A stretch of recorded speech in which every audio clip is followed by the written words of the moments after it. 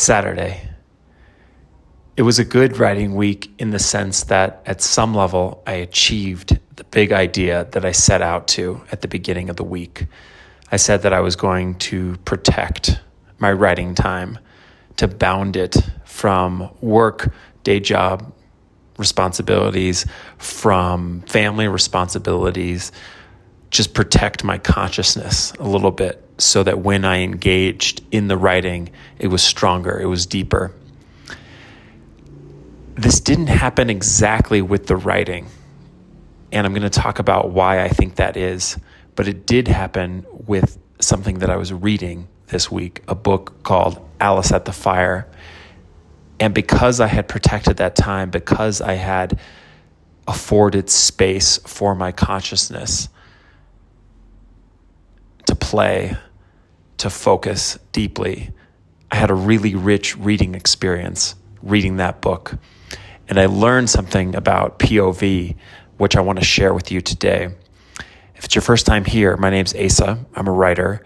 My background is in screenwriting. I wrote 6 sermons, a series for Audible starring Stephanie Hsu. And on this channel, I'm documenting my journey into fiction. I'm becoming a fiction writer, writing short stories. The way these wrap-ups usually work at the end of each week is I talk about the writing updates. I share one reading recommendation and one writing tip. So the writing was mainly on pause this past week. I just couldn't sit down and face it. I carved out chunks of time. I did make progress on this weird Wild West story that I've been working on.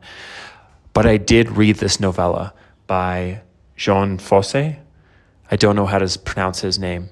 This is a Norwegian Nobel Prize winning writer, one of the most prolific playwrights working in Europe, as I learned. And this particular novella, Aliss at the Fire, is a meditation on grief, on absence, on memory.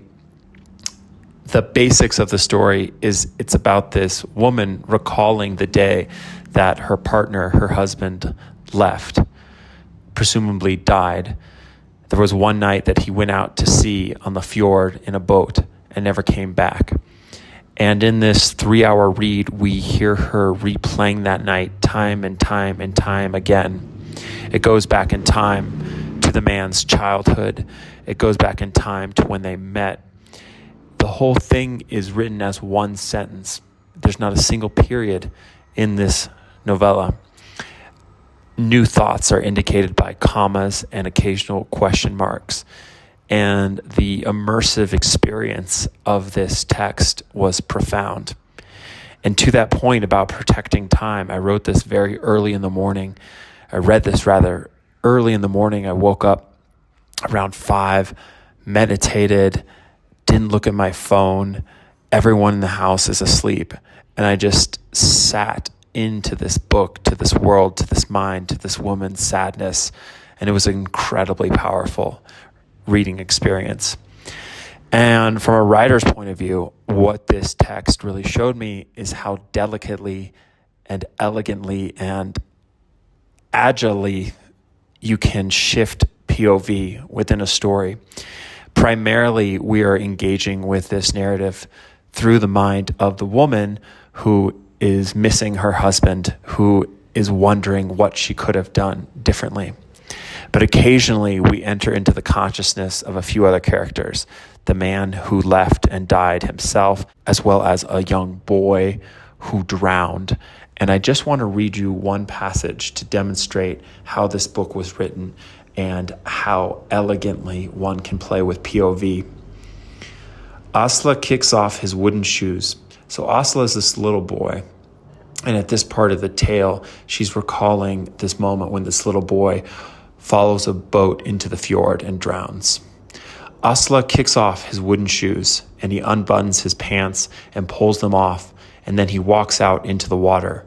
He is standing in water up to his knees, and then a wave comes almost up to his waist, and there, far away out, there is his boat, and he looks at the boat. This is where it turns. And she sees, standing on the shore, Asla wade out, and she sees him disappear under the water, and she thinks that now he really does need to come back soon. and she goes out onto the pier, and it's so dark that she can't see anything.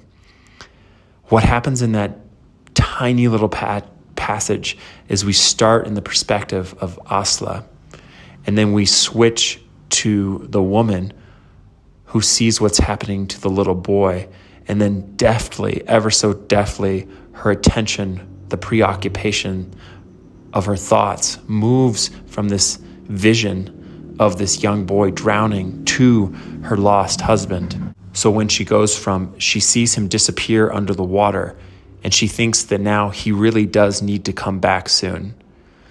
The person going under the water is Asla, the little boy, and within the same phrase, within the same clause, her attention goes from this vision of the young child drowning to her missing husband.